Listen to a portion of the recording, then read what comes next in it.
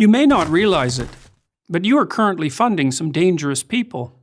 They are indoctrinating young minds throughout the West with their resentment-ridden ideology. They have made it their life's mission to undermine Western civilization itself, which they regard as corrupt, oppressive, and patriarchal. If you're a taxpayer or paying for your kid's liberal arts degree, you're underwriting this gang of nihilists. You're supporting ideologues who claim that all truth is subjective, that all sex differences are socially constructed, and that Western imperialism is the sole source of all third world problems. They are the postmodernists, pushing progressive activism at a college near you. They produce the mobs that violently shut down campus speakers, the language police who enshrine into law use of fabricated gender pronouns, and the deans whose livelihoods depend on madly rooting out discrimination, where little or none exists. Their thinking took hold in Western universities in the 60s and 70s, when the true believers of the radical left became the professors of today. And now we rack up education-related debt, not so that our children learn to think critically, write clearly, or speak properly, but so they can model their mentor's destructive agenda. It's now possible to complete an English degree and never encounter Shakespeare, one of those dead white males whose works underlie our society of oppression. To understand and oppose the postmodernists, the ideas by which they orient themselves must be clearly identified. First is their new unholy trinity of diversity, equity, and inclusion. Diversity is defined not by opinion, but by race, ethnicity, or sexual identity.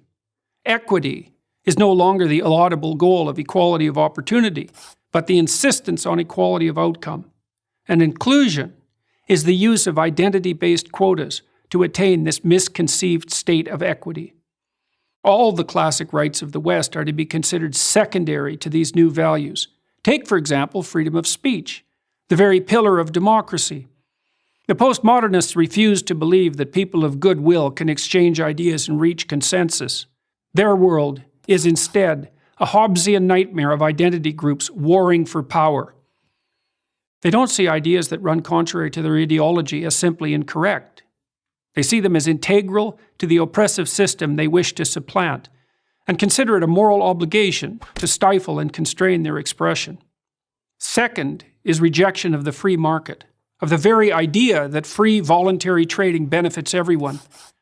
They won't acknowledge that capitalism has lifted up hundreds of millions of people, so they can, for the first time in history, afford food, shelter, clothing, transportation, even entertainment and travel. Those classified as poor in the US, and increasingly everywhere else, are able to meet their basic needs.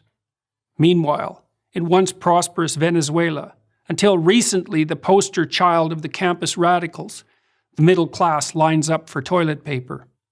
Third and finally are the politics of identity. Postmodernists don't believe in individuals. You're an exemplar of your race, sex, or sexual preference. You're also either a victim or an oppressor.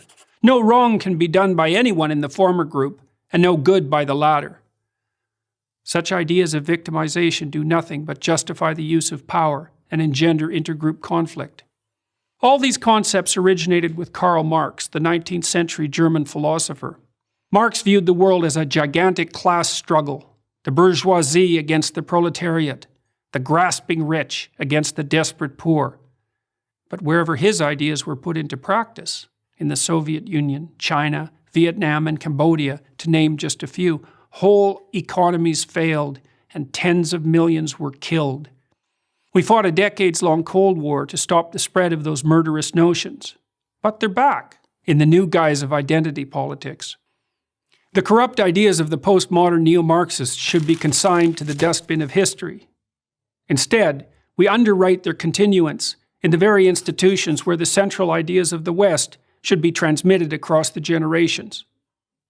Unless we stop, postmodernism will do to America and the entire Western world what it's already done to its universities.